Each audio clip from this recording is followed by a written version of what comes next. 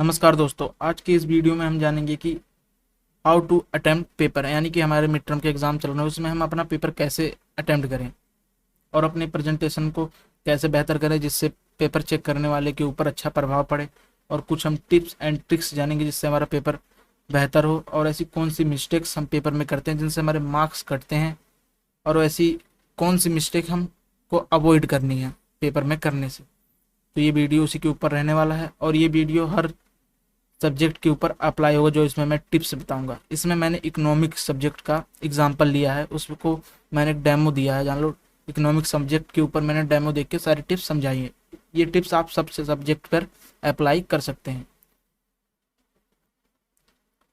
तो पहला पॉइंट है हमारा कि अपना जो हमें शुरुआती समय मिलता है 15 से 20 मिनट, उसमें हम अपने पेपर को कैसे स्टार्ट करें, तो इसके बारे में जानते हैं। तो सबसे पहले हमें पूरा इंस्ट्रक्शन पढ़ना चाहिए जो पेपर में आता है, और कितने सेक्शन है, कितने क्वेश्चंस हैं, कितने मार्क्स के हैं, कितना वर्ड लिमिट है, ये सब हमें पढ़ना है।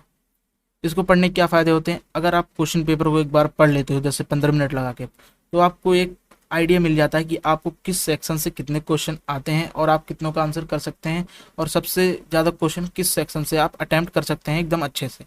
अगर ये चीज़ आपको पता चल जाएगी तो आप उस सेक्शन को पहले करना, जाना जो पेपर चेक करने वाला है उसके ऊपर अच्छा प्रभाव जाए, क्योंकि आपने जो सेक्शन उठाया होगा उसमें आपको सारे क्वेश्चन आते होंगे, आपने सीरियल वाइज किए होंगे और करेक्ट आंसर दिए होंगे, जिससे आप आगे सेक्शन में भी कोई गलती करते हैं तो वो कवर हो जाती है। तो आपको पेपर पढ़ना आवश्यक है, ठीक है। एकदम फोकस करके पेपर पढ़ना है। हमेशा 15 मिनट जो मिलता है उसमें पेपर हमें पढ़ना ही पढ़ना है, ठीक है। ये हो गया पहला। सेकेंड टिप्स, हम कौन सा सेक्शन अटेम्प्ट करें। अब हमने पेपर पढ़ लिया है, इकोनॉमिक्स में हम देखते हैं तो हमारा सेक्शन एक स्टैटिस्टिक्स से होता है और दूसरा माइक्रो इकोनॉमिक्स से होता है। इन दोनों बुक का वेटेज 40-40 मार्क्स होता है, ठीक है।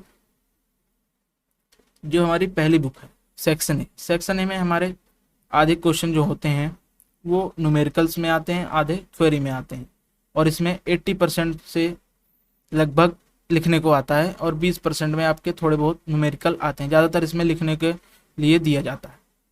तो मेरा मानना है इकोनॉमिक्स के पेपर में आप सबसे पहले सेक्शन ए यानी कि स्टैटिस्टिक्स फॉर इकोनॉमिक्स वाला सेक्शन करें, क्योंकि स्टैटिस्टिक्स फॉर इकोनॉमिक्स में हमें न्यूमेरिकल्स मिलते हैं जिसे आप लास्ट समय में नहीं कर सकते, क्योंकि आप 1 से 2 घंटा आंसर राइटिंग कर लेंगे, उसके बाद आपका दिमाग क्या हो जाएगा, एकदम टायर्ड हो जाएगा, तो आप न्यूमेरिकल्स नहीं अटेम्प्ट कर पाएंगे। और जो शुरुआत के 1 से 1.5 घंटे का समय होता है उसमें हमारा दिमाग जो होता है बहुत एक्टिव होता है, तो उसमें आप न्यूमेरिकल्स कर लेंगे। अगर आप लास्ट वाले समय में न्यूमेरिकल्स करने बैठेंगे तो उसमें आप नहीं कर पाएंगे, क्योंकि जब हमारा दिमाग एकदम टायर्ड हो जाएगा तो उसमें हम मनस प्लस माइनस में भी गलती करते हैं। तो इसलिए हमें न्यूमेरिकल वाला पोर्शन करना चाहिए, यानी कि बुक ए पहले कवर करनी चाहिए और बुक बी उसके बाद, ठीक है। अब हमने ये देख लिया पढ़ना है पेपर, फिर हमें सेक्शन डिसाइड करना है कौन सा करना है कौन सा नहीं। अब उन सेक्शन अब हमने डिसाइड कर लिया। अब हमें ये जानना है कि हम क्वेश्चंस का आंसर किस फॉर्मेट में लिखें जिससे पेपर चेक करने वाले के ऊपर अच्छा प्रभाव जाए और क्वेश्चन की जो एक्सप्लेनेशन है वो एकदम करेक्ट लगे। जैसे मैंने एक एग्जांपल लिया, अर्थशास्त्र में सांख्यिकी का महत्व बताइए, ऐसा क्वेश्चन आपके करके आ जाए पेपर में। ये सिर्फ इकोनॉमिक्स में नहीं, हर सब्जेक्ट के ऊपर अप्लाई होगा, ठीक है। क्वेश्चन आ गया, जान लो अब, ठीक है। उसको हमें आंसर जो करना है उसमें पॉइंट में करना है। जो सीबीएसई ने भी अपनी मार्किंग स्कीम प्रोवाइड की है और करता है पेपर में, उसमें वह उसके आंसर्स सारे पॉइंट में होते हैं, और वो पॉइंट बता भी देता है इस पॉइंट के 1 मार्क्स 2 मार्क्स 3 मार्क्स, ठीक है। तो हमेशा आपको आंसर कोशिश करनी है पॉइंट में लिखने के लिए। पॉइंट में आपका क्वेश्चन का आंसर होता है वो बहुत अच्छा लगता है देखने में, और उससे सारे पॉइंट एकदम क्लियर हो जाते हैं, ठीक है। जिससे पेपर चेक करने वाले को एकदम स्पष्ट हो जाता है कि इस बच्चे ने इस क्वेश्चन के लिए इतने पॉइंट लिखे हैं, इतने मार्क्स का इतने मार्क्स इसको देने हैं, और ये बातें उसमें डाली हैं। और आपके पास अगर समय मिले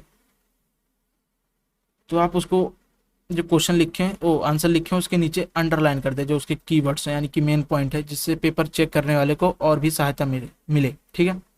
ये हो गया। हमने अब क्या जाना अभी तक, पढ़ना है पेपर, सेक्शन डिसाइड करना है, फिर हमें आंसर पॉइंट में लिखना है। 3 हो गए। अब चौथा, इकोनॉमिक्स में थ्योरी और न्यूमेरिकल्स के साथ कैसे डील करें। अगर आपके पास थ्योरी और न्यूमेरिकल का क्वेश्चन आता है तो आपको क्या करना है।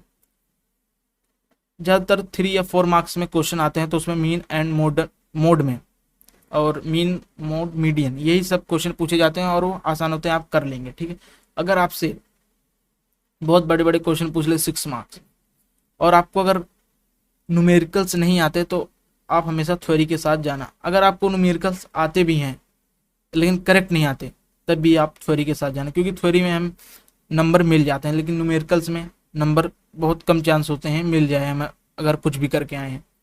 अब देखिए 17 क्वेश्चन है, इसमें हमें सूचकांक ज्ञात करना है 2 विधियों से और ये 6 मार्क्स का क्वेश्चन है। इसमें हमें बहुत समय लगेगा, 2 विधियों से ज्ञात करना है। ये आप तभी कर पाएंगे जब आप घर से 3-4 क्वेश्चन लगा के आएंगे, फॉर्मूला याद होगा, इसकी प्रैक्टिस होगी, आपको इसकी विधि मालूम होगी। ठीक है, और इसमें समय बहुत लगेगा तो ये बहुत लॉन्ग हो जाएगा। अगर आप इस वाले क्वेश्चन सांकों के निर्माण में आने वाली मुख्य समस्याओं की व्याख्या कीजिए, अगर आप इसमें कोई 4 पॉइंट लिख के उसकी व्याख्या कर देता हूँ आपको 6 नंबर मिल जाएगा। ये आपका 5 से 6 या 7 मैक्सिमम 10 मिनट में हो जाएगा, लेकिन इसमें आपको ज़्यादा समय लगाना पड़ेगा। अगर आपको फॉर्मूला विधि कुछ नहीं मालूम तो आपके हाथ से ये गया। ठीक है, तो मेरा जहाँ तक इसका निष्कर्ष निकल के आता है कि आप हमेशा थ्योरी वाले पोर्शन को फर्स्ट रखें प्रायोरिटी में। ठीक है, अगर आपको थ्योरी न्यूमेरिकल्स वाला आता है तो आप उसे करिए, लेकिन आपको एकदम करेक्ट आना चाहिए, आपको कम समय में कर पाए और जल्दी से कर पाए और उसमें कोई गलती ना हो, तब आप करिए, नहीं तो आप थ्योरी वाले क्वेश्चन के साथ जाना पसंद करिएगा। ये चौथा पॉइंट। अब हमारा 5वां पॉइंट मोस्ट इंपॉर्टेंट है। हर बच्चे को किसी न किसी पेपर में ये मैनेजमेंट की दिक्कत आती है, यानी कि टाइम मैनेजमेंट की दिक्कत आती है। बच्चा बोलता पेपर बहुत लेंदी है, आधा छूट गया, क्वेश्चन बहुत बड़े आए थे, टफ था पेपर, ये सब होता है टाइम मैनेजमेंट। जो टाइम मैनेजमेंट होता है उसको हम कैसे मैनेज करें, तो इसके बारे में हम कुछ 4 पॉइंट डिस्कस करेंगे। ठीक है, पहले हम और एक इसके कारक इसका जान लेते हैं, महत्वपूर्ण कारक। अगर आप पेपर में जा रहे हैं तो टाइम मैनेजमेंट के लिए आपके पास सबसे पहला चीज़ जो करनी है वो आपके पास घड़ी होनी चाहिए, जिससे आपके दिमाग में 3 घंटा फिक्स हो जाए। घड़ी को देखते रहिए और क्वेश्चन करते रहिए, इससे आपको पता रहे कि 3 घंटे में पूरा पेपर हमें उड़ाना है। ठीक है, तो आपको क्या घड़ी पहन के जानी है, ये हुआ। अब इसके हम 4 पॉइंट होते हैं टाइम मैनेजमेंट के, ये डिस्कस करते हैं। ठीक है, जिससे आपको टाइम में काफ़ी बचत होती है और आप अगले क्वेश्चन को पूरा टाइम देकर कर पाते। तो पहला फोकस। आप अगर क्वेश्चन पेपर पढ़ रहे हो तो आपको उसमें फोकस करके पढ़ना है। ठीक है, जैसे कोई पैराग्राफ यानी केस स्टडी आ जाती है, गद्यांश उद्यांश आ जाते हैं, इसको आपको क्या करना है, एकदम फोकस होकर पढ़ना है। जिससे क्या होता है कि आप एक बार में पैराग्राफ पढ़ लेते हैं तो आपको क्वेश्चन देखते ही आप पता चल जाता है कि उसका आंसर कौन सी लाइन में है। अगर आप वैसे ही नॉर्मली आप पढ़ते हैं पैराग्राफ और फिर क्वेश्चन पे जाते हैं तो फिर इसका देखते हैं आंसर, फिर आपको मिलता नहीं है तो आप फिर पूरा पैराग्राफ पढ़ते हैं, तो आप ऐसे ज़्यादा आपको काम करना पड़ जाता है जिससे आपका समय कट जाता है। ठीक है, और फोकस और एक इम्पोर्टेंट पॉइंट है, जैसे आप क्वेश्चन पढ़ते हैं उसको एकदम फोकस से पढ़े। कभी कभी क्वेश्चन में पूछ लिया जाता है नहीं करके, आप उस नहीं को इग्नोर मार देते हैं। जैसे अर्थशास्त्र में सांख्यिकी के कौन से कार्य नहीं है और 4 ऑप्शन दे देगा। अब आप घर से पढ़ के गए हैं कि कौन से सांख्यिकी के कार्य होते हैं, आप कोई से भी पहला ऑप्शन देखेंगे उस पर आप टिक मार के उसको आंसर कॉपी में लिख देंगे। तो आपको ऐसा नहीं करना, आपको एकदम क्लियर क्वेश्चन को समझना है, क्योंकि जो पेपर बनाने वाले होते हैं वह ज़्यादातर कोशिश करते हैं कि बच्चे को डाइवर्ट कैसे किया जाए, यानी कि उनका दिमाग एक क्वेश्चन में कैसे भटकाया जाए। अगर आप एकदम फोकस होकर करेंगे तो आप उसका भी समाधान कर लेंगे। Second, manage. आपको क्वेश्चन पेपर जो है एकदम आपको सीरियल वाइज करना है। जैसे सेक्शन ए है उसका कोई क्वेश्चन उठा के आप सेक्शन बी में डाल देते हैं, सेक्शन सी का कोई डी में डाल देते हैं, तो आपको ऐसा नहीं करना। आपको जो सेक्शन पहले अटैम्प्ट कर रहे हैं उसका पूरा क्वेश्चन उसी में लिखें और सेक्शन बी का अलग लिखें। जिससे क्या होता है, पेपर जो हमारा चेक करता है उसको एकदम क्लैरिटी मिल जाती है कि आपका पेपर कैसे चेक करना है और उसको भी आसानी पड़ती है, जिससे उसको भी अपना समय और दिमाग लगाने की आवश्यकता ज़्यादा नहीं पड़ती, आपका पेपर जल्दी चेक हो जाता है। तो आप हमेशा कोशिश करिए पेपर को जितना आसान हो पाए उतना आसान करिए, जाना आपके पेपर में नंबर बढ़ सके। ठीक है, कैसे बढ़ेंगे? जब पेपर जो कोई चेक करेगा उसके ऊपर अच्छा प्रभाव जाएगा तो ऑटोमेटिक आपके नंबर इंक्रीज होने के चांसेस बढ़ जाते हैं। तो सेकंड पॉइंट हुआ। Third, limit. ये बहुत इंपॉर्टेंट चीज़ है। लिमिट आपको हमेशा याद रखनी है कि क्वेश्चन की लिमिट क्या है, उसी के अनुसार आपको उसका आंसर देना है। जैसे 2 मार्क्स में क्वेश्चन पूछ लिया, उसमें बच्चे के 1.5 पेज लिख देते हैं। क्यों लिख देते हैं? क्योंकि उनका वो टॉपिक फेवरेट रहता है, उनके ऊपर वो घर से क्वेश्चन की प्रैक्टिस कर, वो आंसर की प्रैक्टिस करके आते हैं, उनको एकदम क्लियर पता रहता है, उसके बारे में बहुत सारे पॉइंट उनको याद रहते हैं, इसलिए वो उसमें कर देते हैं। तो आपको ऐसा बिल्कुल नहीं करना। जितने वर्ड में आंसर मांगे उतने वर्ड में आपको आंसर देना है। 2 मार्क्स का है, 30 वर्ड्स में मांग रहा है, आपको 30 वर्ड्स में देना है। ये नहीं कि आपको उसमें बहुत सारे पॉइंट्स लिखने हैं। लिख भी दोगे तो इसमें किसी का घाटा नहीं होगा, सिर्फ आपका ही होगा, क्योंकि आपका जो समय है उसमें लग जाएगा और अगला क्वेश्चन छूट जाएगा। जो पेपर बनाने वाले होते हैं वो एक एवरेज बच्चे को ध्यान में रख के बनाते हैं कि वो 3 घंटे में पेपर कवर कर ले। अगर आप किसी और क्वेश्चन का समय किसी और क्वेश्चन को करने में लगाएंगे तो आपका वाला क्वेश्चन छूट जाएगा।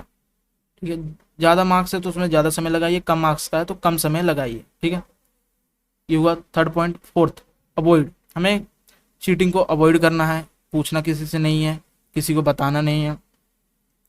ठीक है, और 3 घंटे में ना आपको कोई वॉशरूम, पानी, ये सब किसी की ज़रूरत नहीं पड़नी चाहिए। सारी चीज़ें आपको अवॉइड करनी है और आप पेन लेके बैठे, 2 से 3 पेन लेके जाएं।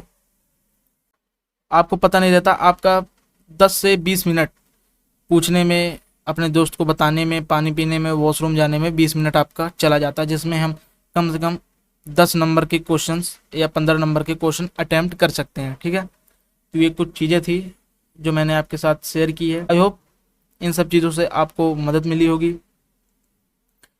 और अभी तक आपने हमारे चैनल को सब्सक्राइब नहीं किया तो कर लीजिए और इस वीडियो को लाइक कर दीजिए।